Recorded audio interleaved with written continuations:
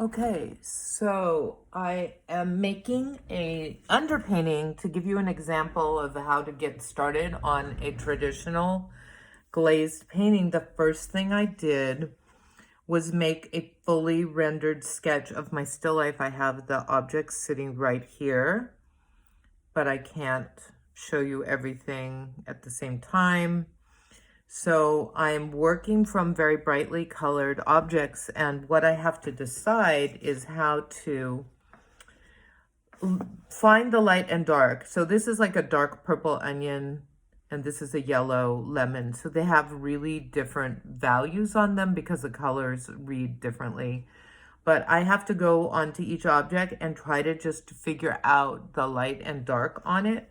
So this is a sketch I did this morning. This took me about 15 minutes. I would make a fully rendered sketch of your objects. You're going to have a hard time doing this if you can't separate the light from the dark. So after I make that sketch, I actually went on to the canvas that I had a wash put on. You can use the chipboard that you have. I actually had a piece of chipboard here, and you can start working on that directly. If you're going to use the chipboard, you do not have to seal it. I think you can just paint on it. I'm grabbing a chipboard. So what that would look like is just laying out your chipboard, and then I'm just going to start the painting for you again. So the chipboard, all parts of the cardboard would be completely sealed in the end. So I have a brown, this is burnt umber. It's the only brown I gave you, and this is white. So the whole underpainting is going to be made with burnt umber and white. And we're trying to catch up to what I just showed you in the other painting. So I'm going to be working from my sketch and the still life at the same time. And in that underpainting, I can just go ahead and make my composition directly. And you can draw it with a pencil. It's not a problem. But I am just going to go and show you that it's okay if you are putting your painting composition together with a brush, which is how I normally paint. I make the whole painting out of paint. So here I've got another chili. So I'm going to draw the chili in the background. It's a serrano. And then I'm going to put the jalapeno. It goes this way. And then the last thing I had was a lemon. You know, because you're making a painting, not a photograph, you can always improve the size of each object, the composition parts of the painting. So I'm going to make that onion a little bit bigger. And then I'm going to go in and start. Remember I told you it's easier to paint from dark to light. So, and then everything you know about drawing comes into play. Actually, this is a lot easier than it was on the canvas. So I would recommend you using one of the chipboards I gave you for this. The other one I started on the canvas, I did the wash demo for you. So that's building up that brown right away. So in this stage, we are drawing the whole painting with brown and white. And the reason we use brown instead of black is the black is a little intense, and the brown tends to look quite an awful lot like skin. And so in the time this painting method was developed in like Renaissance Italy, and at the time everything was about painting humans. So the nice thing is this way, yeah, I definitely, after doing it both ways, it's a good reason for me to make demos for you, because I can see. First, I'm only making demos for you guys with the same paint that you use, so that my results aren't better because of the paint I'm using. So my fruits, which one here is not a fruit? It's the question. Which one is not a fruit? The only one that's not a fruit is the onion, because a fruit is anything with the seeds inside. Oh, it would be so much easier to do with my glasses on. Okay, so I'm now starting to deal with the fact there's cast shadows.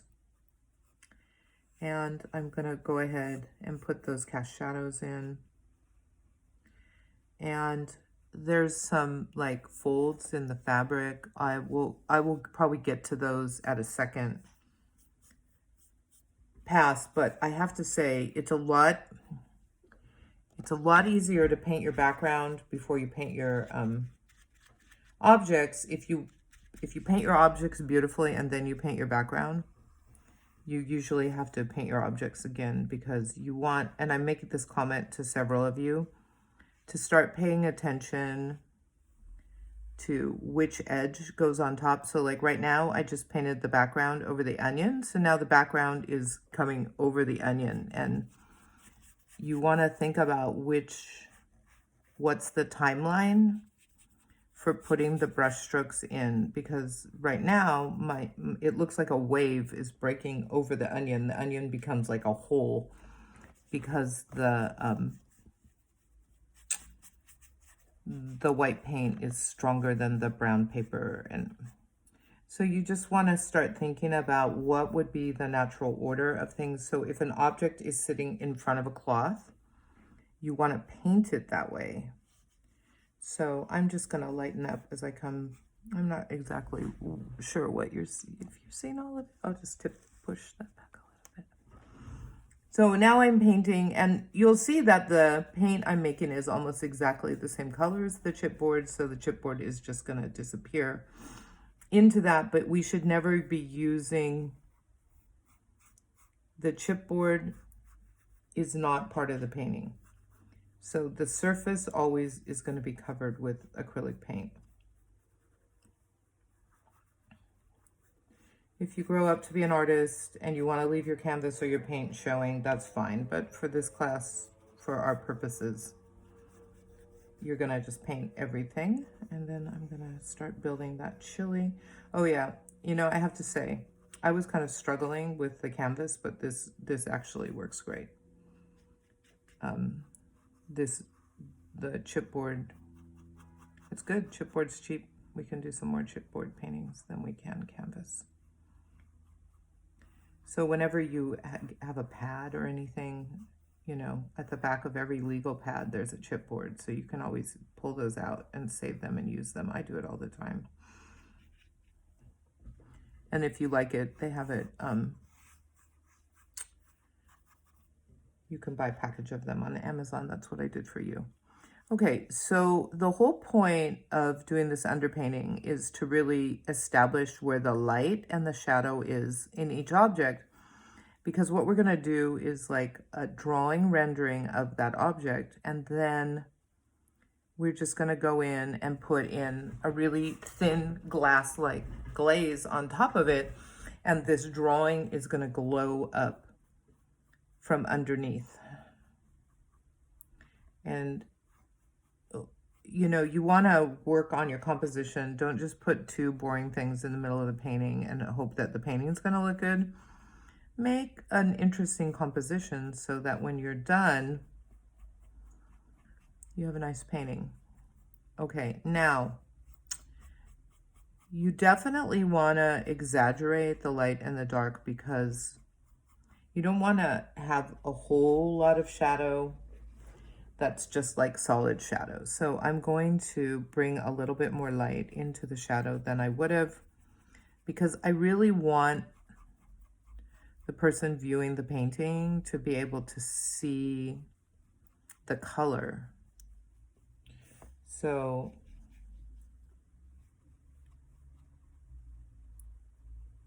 remember I was telling you it's easier to paint from dark to light than light to dark. So right now it's like, it's hard to darken those areas. I'll probably hit them again.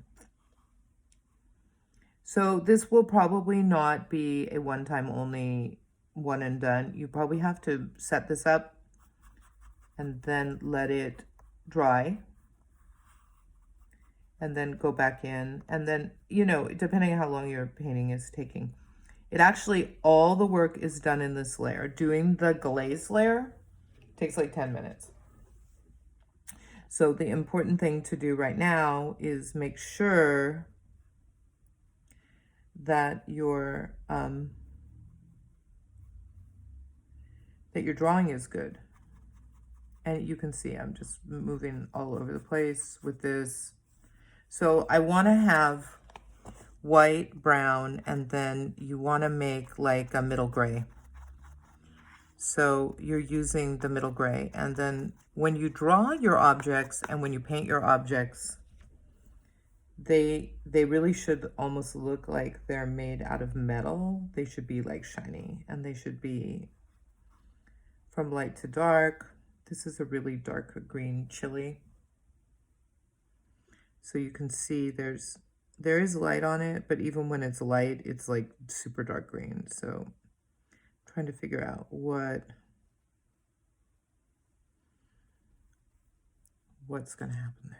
Okay. So this is what we call rendering. The idea of rendering is to use drawing to make something look three-dimensional. And so the goal here is to fully render this object.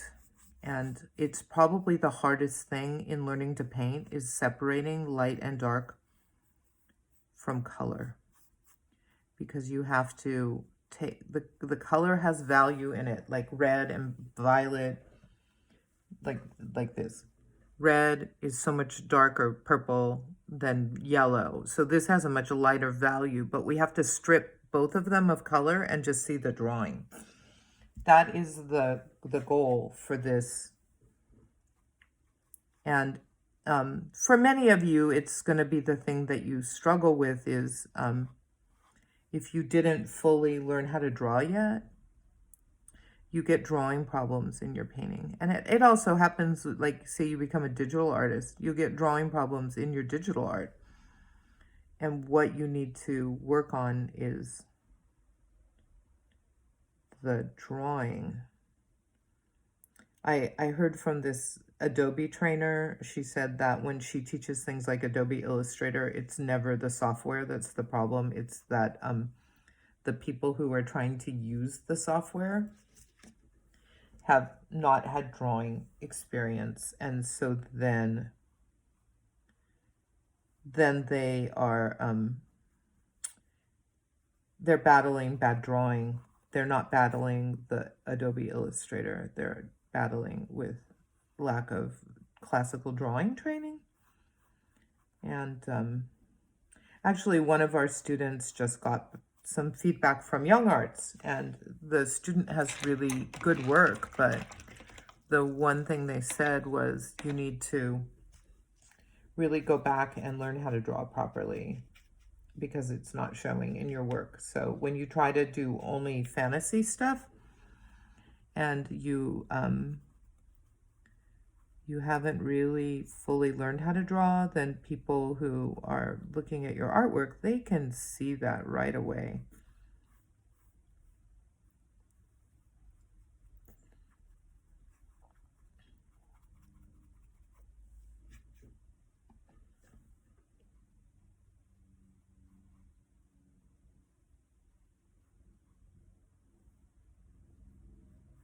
So this one actually has a core shadow.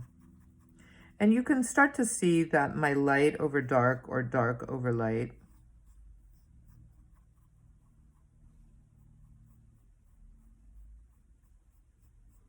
is So now I'm making kind of a glaze of brown onto, and we're gonna do it with color too, but I'm like glazing in the shadows on the object.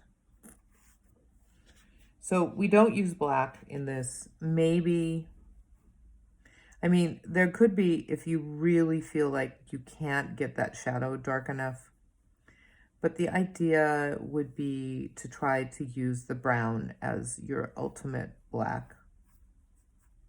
Oh, I didn't even paint the paper over here, so it's camouflaged. The tomato's looking a little like a donut.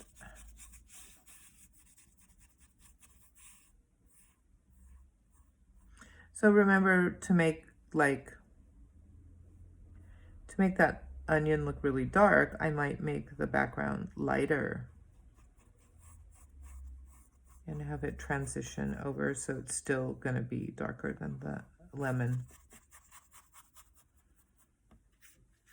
My things are on a dark green cloth. Okay, so that's 15 minutes of painting.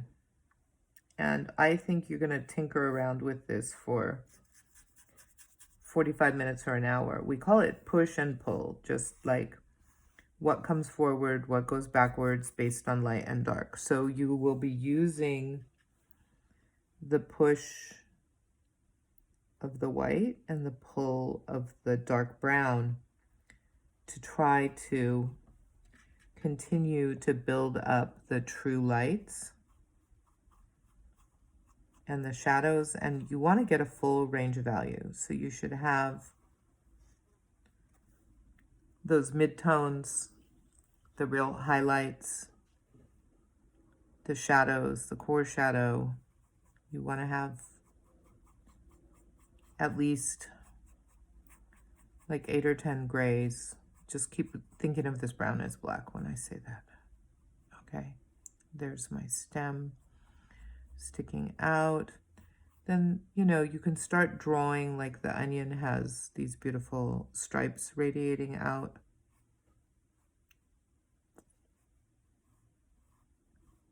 And those could go into different, they could also be brown. I could switch to brown.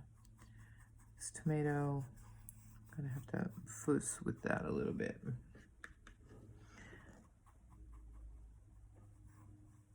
So I would do it, let it dry, go back and do it again, keep playing with it until you have almost like a black and white photograph done. If you're having trouble with this, you can always use your phone and take a photo of your still life and then turn it into a black and white photo in your camera. Use the filter, make it black and white. And then that black and white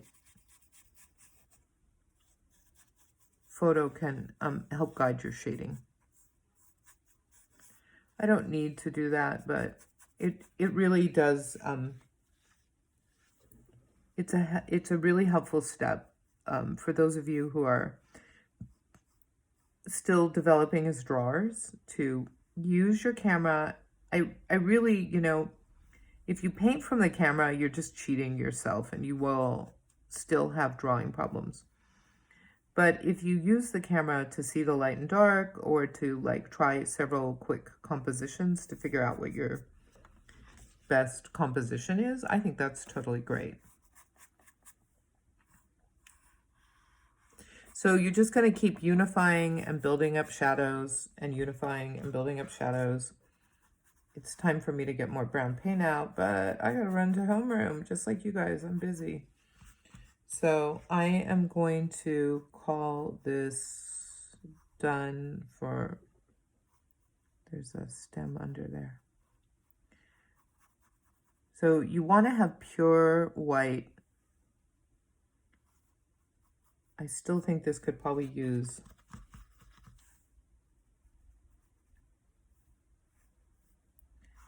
a little more white in here so that I can see those green chilies, because if I put green on dark brown, it's gonna disappear. And then this chili has some, It's shiny because it got waxed at the market. Even at the farmer's market, they put a little wax on it.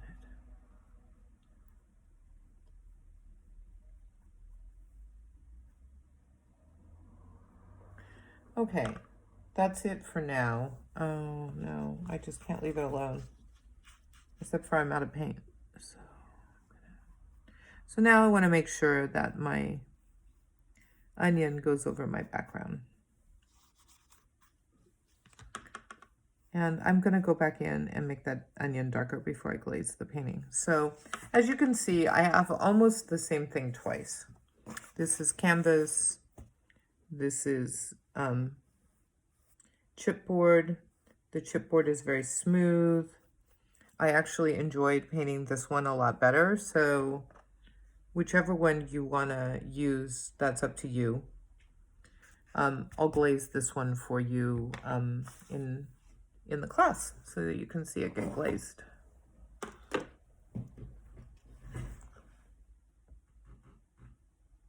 Actually, why don't I just glaze it? What time is it? Oh no, I gotta go to homeroom. Bye.